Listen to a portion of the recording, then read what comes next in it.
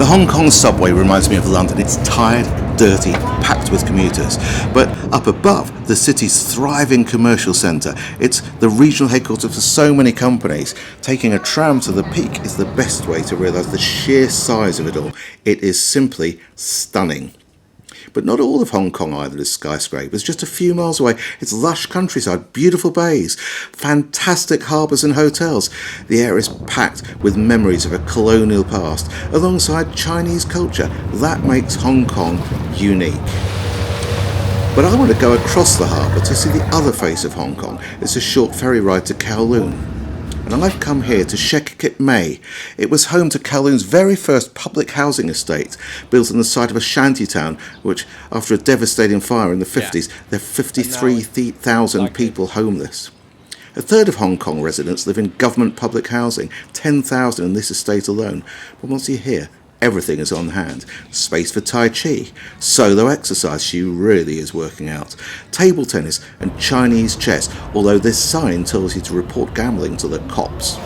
Underneath is the wet market, handy if you fancy some fish, or pork perhaps. Some very, very fresh chicken, or the old favourite, jumping frogs, all washed down with a bottle of Blue Girl. But remember to keep your dogs under control.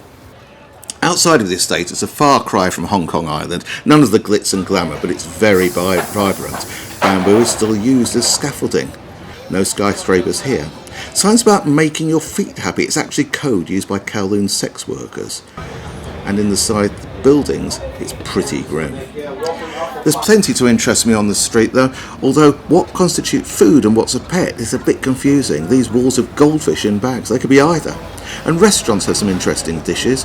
This is snake soup. They say it's the perfect winter warmer. And in these drawers at the back of the restaurant is where they keep their snakes. This is Menmo Temple. People come here to ask the deities for help, and each one can assist with a different thing.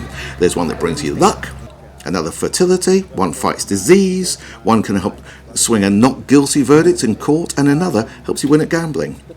Plenty of students come here too in search of academic success. They offer celery and spring onions. The Cantonese words for these vegetables also mean smart and hard working.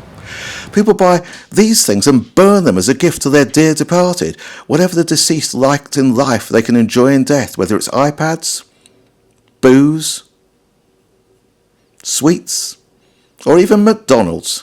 Well, as night draws in over Hong Kong, it's the end of my trip to China, and what a trip it has been. I cannot believe how much I've seen, how much I've learned in the last 12 days. What I didn't tell you was that when I left London, I was in absolute agony. My ankle, for some reason, has swollen up like beyond belief, and 10 hours on a flight didn't help. But in the back streets of Beijing, I bought this. I have no idea what it is, but between this and me, we made it. I hope you enjoyed it. See you next time.